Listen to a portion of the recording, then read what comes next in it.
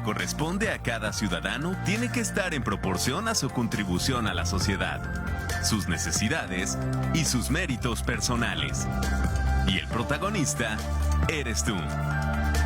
Foro Jurídico.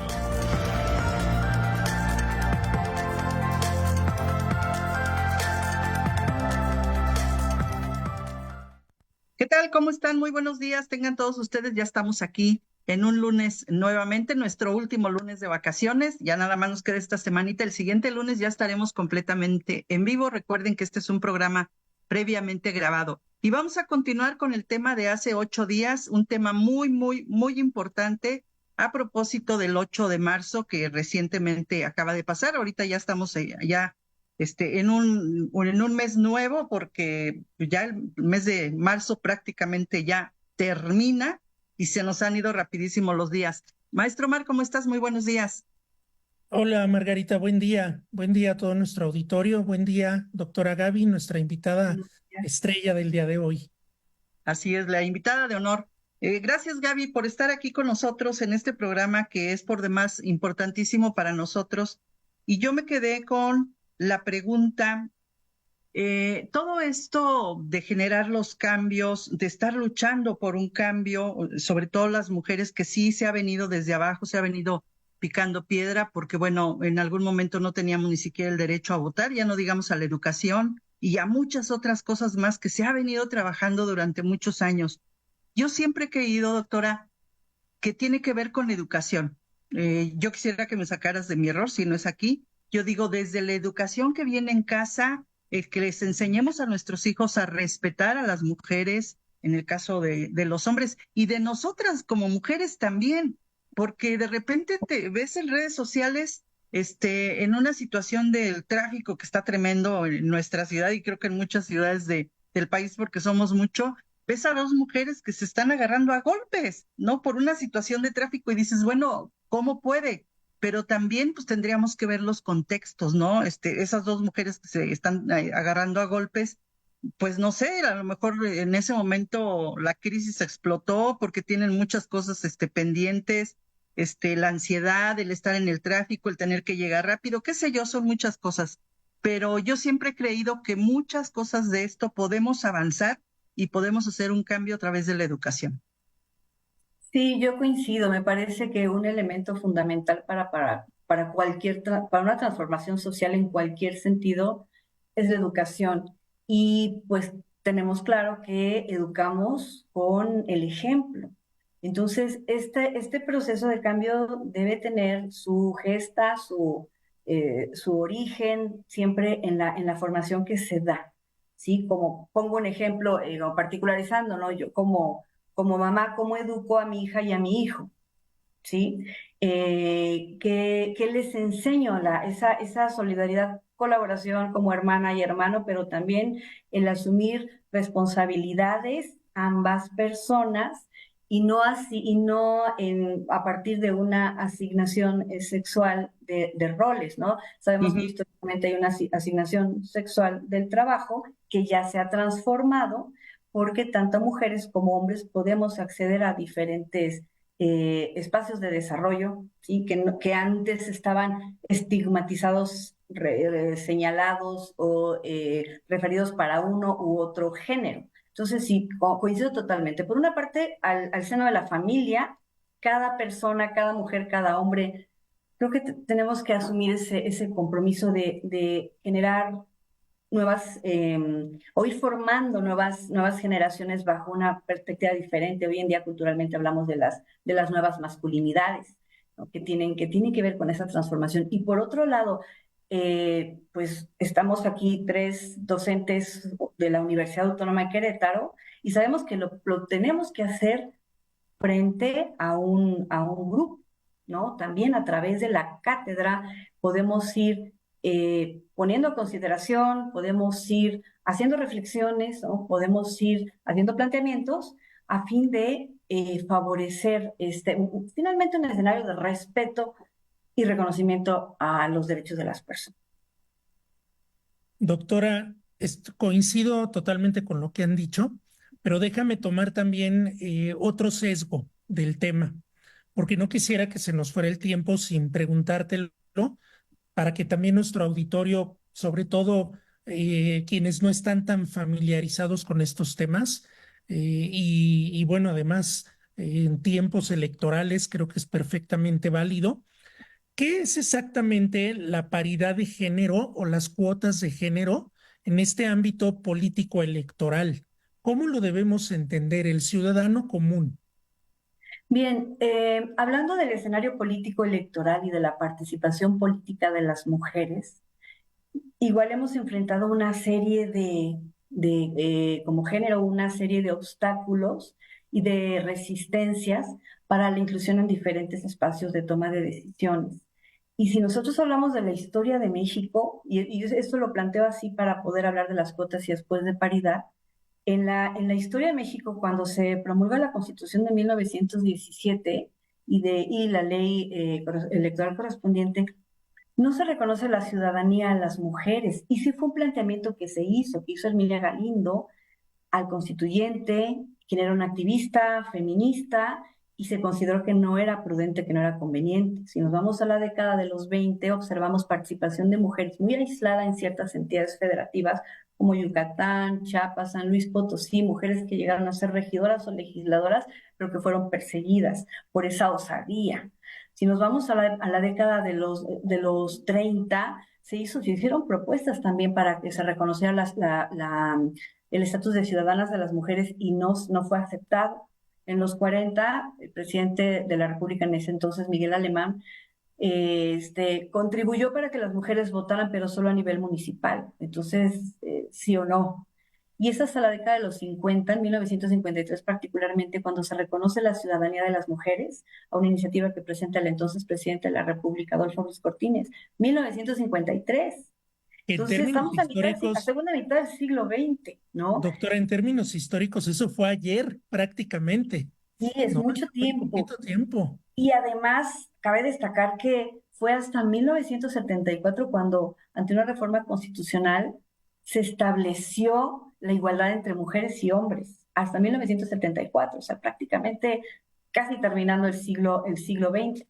Entonces, en este escenario, en un escenario cultural patriarcal, en el que los hombres tienen acceso a las candidaturas y en consecuencia a los cargos de representación, empezó a haber también, bueno, siguen estas luchas, estos movimientos de las mujeres por poder participar.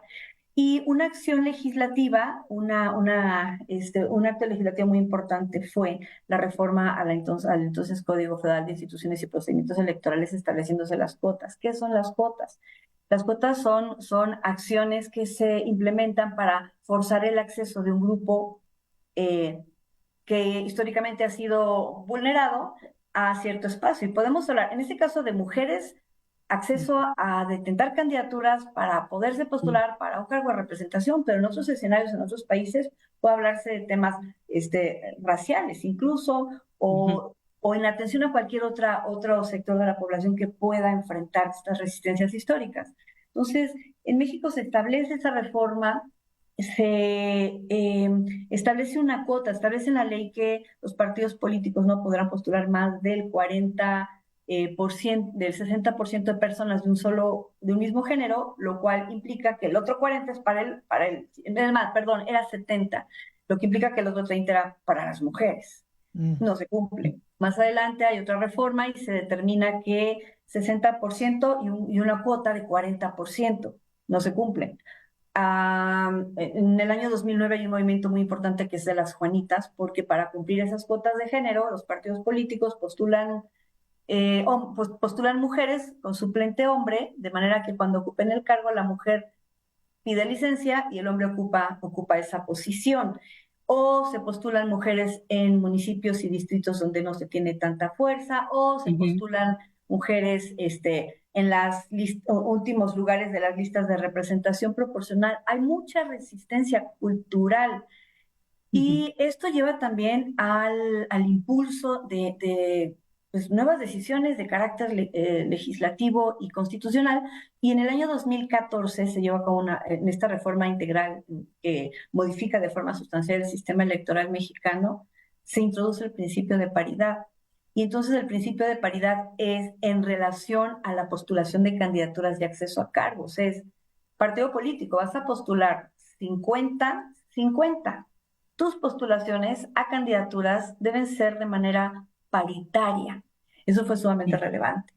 Y en 2019 se lleva a cabo otra reforma constitucional que se llama, lo que conocemos como paridad en todo, porque en 2014 el principio de paridad refería a la postulación de candidaturas de acceso a cargos de representación, pero en 2019 la reforma constitucional dice, a ver, todos los órganos del Estado, ¿sí? Que la estructura del Ejecutivo esté integrada paritariamente, que las estructuras de los órganos de impartición de justicia estén integrados paritariamente, que los órganos constitucionales autónomos, en muchos casos dirigidos por consejos o por comisiones, estén integrados de manera paritaria. Entonces eso es muy significativo.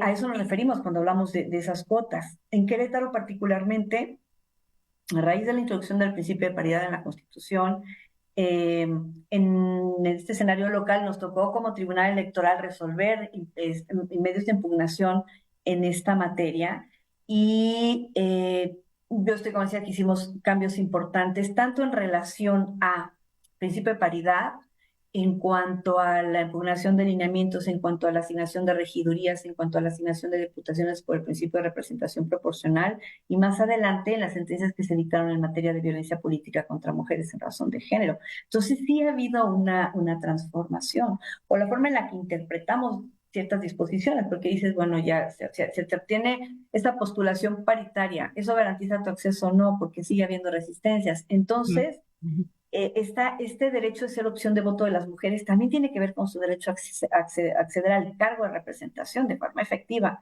al igual que un hombre.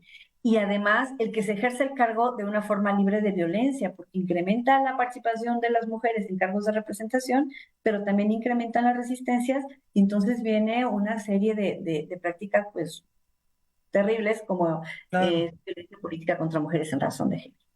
Claro, estas simulaciones que de pronto aparecen, ¿no?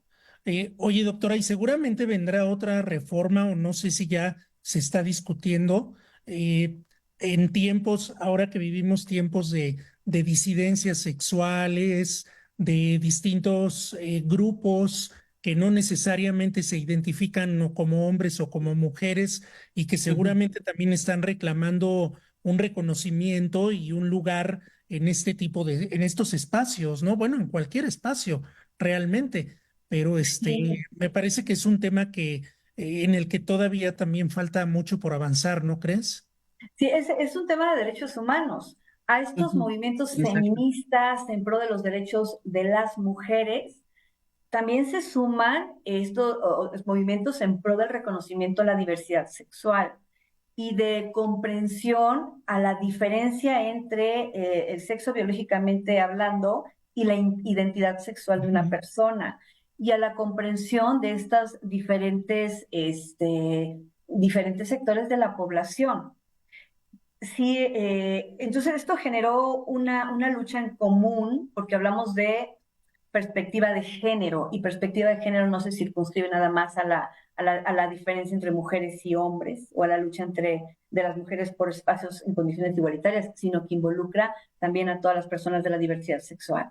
Y esto ha motivado una transformación y lo que hoy llamamos como nuevas masculinidades. Leía yo en alguna ocasión un artículo y me pareció muy interesante porque decía, a ver, esta construcción social de género, porque el sexo es una cuestión biológica y el género es una construcción social, esta construcción social de género que ha limitado a las mujeres en su desarrollo en diferentes espacios, también ha sido afectado al género masculino. O sea, porque también se han formado jerarquías o categorizaciones dentro de este género en cuanto a carácter racial, socioeconómico, la edad, dentro del mismo género masculino. Entonces hay que irlo cambiando, y por supuesto en relación a las personas de la diversidad sexual. Entonces debemos seguir transitando estas nuevas masculinidades y este nuevo patrón cultural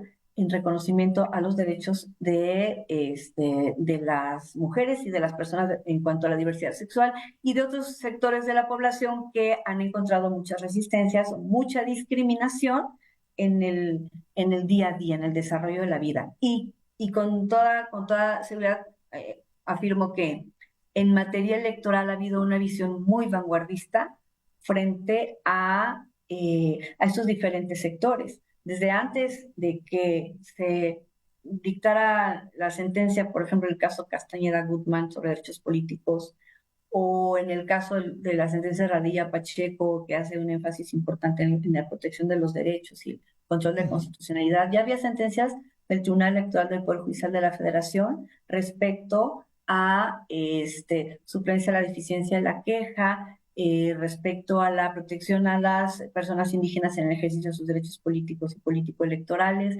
Ha sido muy enfático, han sido muy enfáticos los órganos electorales en cuestión del reconocimiento a la diversidad sexual y el reconocimiento y la apertura de participación política de las mujeres, a los pronunciamientos y sentencias en relación a la discapacidad. Entonces, me parece que ha sido un ámbito muy vanguardista. También el derecho familiar es un derecho muy, muy vanguardista que evidentemente siempre se prioriza el interés superior de niñas, niños y adolescentes, pero también en cuanto a la perspectiva, una perspectiva de derechos humanos. Creo que eso también tenemos que enfatizar. Y que en ese sentido me parece un gran acierto de nuestra nueva rectora, toda esta política de crecer en la diversidad, ¿no? Que ahora mismo estamos abanderando como institución universitaria y que de algún modo va de la mano con todas estas propuestas de avanzada que nos comentas, doctora Margarita. Eso me parece que contribuye un poco a lo que se hablaba al inicio de este programa, la educación. Así es, correcto. Sí, sí, creo que las acciones que han llevado a cabo en la Universidad Autónoma de Querétaro deben reconocerse. Siempre habrá más que hacer, pero toda esta transformación cultural a través de la educación y ese reconocimiento a derechos, las acciones que se llevan a cabo en atención o en contra de la violencia contra las mujeres, las acciones que se llevan a cabo en relación a la violencia contra las personas de la diversidad sexual han sido significativas. Y la difusión que se ha dado, las acciones que se han implementado han sido significativas. Y qué mejor que en un escenario universitario donde nos une la diversidad en todos los sentidos. Entonces, yo creo que la rectora anterior, la actual rectora, han sido muy acertadas al tener ese enfoque en materia de derechos humanos. Claro, Pensaba, claro. Adelante, Margarita, adelante. No, yo le comentar nada más que también en el caso de la doctora Gaby, que ella está en uno de los poderes, en el Poder Judicial, también ahí se ha avanzado mucho en el Poder Judicial. Hoy hablamos de 2 juzgados penales, que son específicos, ¿no? Por ejemplo, para el caso de la violencia familiar, que ya no le corresponde solamente al juzgado de lo familiar, ¿no? Sino que también ya se involucran las juzgadoras, porque tengo entendido que son 2 juzgadoras, en materia penal, ¿no? Sí, en temas de violencia, también en lo relativo a medidas cautelares, en temas de violencia intrafamiliar, creo que las decisiones que ha tomado al respecto la presidenta del Tribunal Superior de Justicia han sido muy acertadas y que por otra parte en el ejercicio de la función de las magistradas, los magistrados y por supuesto de juezas y jueces, también ha sido muy revolucionario. Lo vemos en las sentencias, vemos cómo se imparte justicia con perspectiva de derechos humanos de acuerdo al asunto que se resuelva, en el cual pueden estar involucrados intereses de niñas, niños y adolescentes, o de personas indígenas, o de personas adultas mayores, o de mujeres en condiciones de violencia, ¿sí? O de personas con discapacidad. Entonces creo que ha sido un quehacer integral del Poder Judicial en el Estado al respecto. Hay mucho que hacer aún, sí, no se puede quitar el dedo del renglón y se debe, porque además es muy importante la función de impartición de justicia, ya que parece va a materializar en una realidad social el marco legislativo frente a una determinada problemática que se ponga a consideración del órgano jurisdiccional. Entonces estamos como concretando el vínculo derecho-sociedad a partir de la impartición de justicia, resolviendo conforme a una situación en concreto, pero en un escenario determinado como es nuestra entidad federativa. Entonces me parece que se ha trabajado mucho al respecto, lo vemos en las decisiones administrativas al interior del Poder Judicial, lo vemos en las sentencias de quienes juzgan en esta institución y en otras instituciones del Estado también. Sí, yo pensaba hace algunos minutos en que coincidentemente en esta sesión estamos 3 personas que somos oriundas de Querétaro. San Juan del Río. Sí, claro, claro. Regional. San Juan del Río presente, por supuesto, que finalmente es el mismo estado. Pero pensaba cómo de algún modo nos ha tocado observar una transformación de un estado que sigue percibiéndose y se sigue hablando de él como un estado altamente conservador en cuanto a sus costumbres, sus tradiciones, sus ciertas prácticas que ciertamente ahí están y qué bueno que estén y que subsistan lo que tengan que subsistir, pero que de algún modo también de pronto estas prácticas creo que daban lugar a ciertos prejuicios, a una especie de barrera como para seguir avanzando y seguir aspirando no solamente a disminuir estas brechas de desigualdad, sino también para poder construir un entorno social saludable, respetuoso, vanguardista. Y en ese sentido, me parece que ha sido muy poco el tiempo que ha pasado para observar esta transformación que de a poco se ve en nuestro estado. Y no sé cómo lo perciban ustedes, pero tengo esa impresión. Querétaro históricamente ha sido señalado como un escenario conservador, pero históricamente estamos hablando desde movimientos de la independencia. Sí. Cuando en otras partes del territorio queretano estaban en guerra, España tuvo mucho control, la corona española tuvo mucho control en la ciudad de Querétaro, entonces aquí no pudo, pero bueno, finalmente, pese a eso, aquí se gesta el movimiento de independencia. Entonces, precisamente por eso hay un gran control. En San Juan del Río había un intercambio de una ideología liberal muy fuerte por las condiciones, por el lugar de tránsito, por el río, por la venta. En la Sierra Gorda queretana hubo movimientos paralelos a la independencia, pero con el mismo objetivo. Entonces, pero por eso históricamente se ha señalado, ¿no? Esa característica de Querétaro.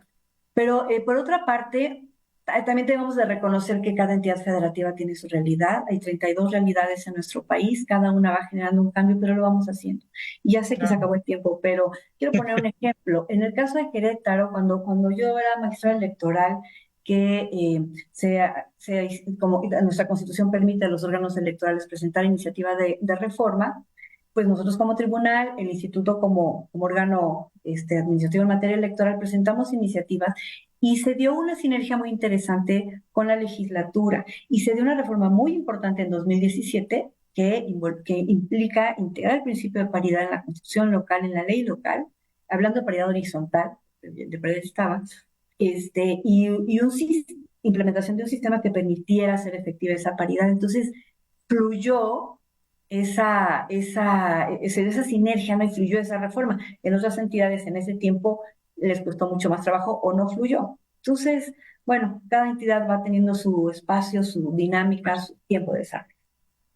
Bueno, pues sí, el tiempo se nos agota desafortunadamente y nos gustaría seguir platicando, doctora Gaby, porque además se platica muy rico contigo, explicas bastante bien, creo que la clase nos sirvió, a mí me sirvió de mucho, entendí muchas cosas que hoy no entendía. Te agradezco mucho, Gaby, que hayas aceptado la invitación para estos 2 programas. Sabemos que no van a ser los últimos y que en otra ocasión te vamos a tener por aquí completamente en vivo para el programa de Foro Jurídico.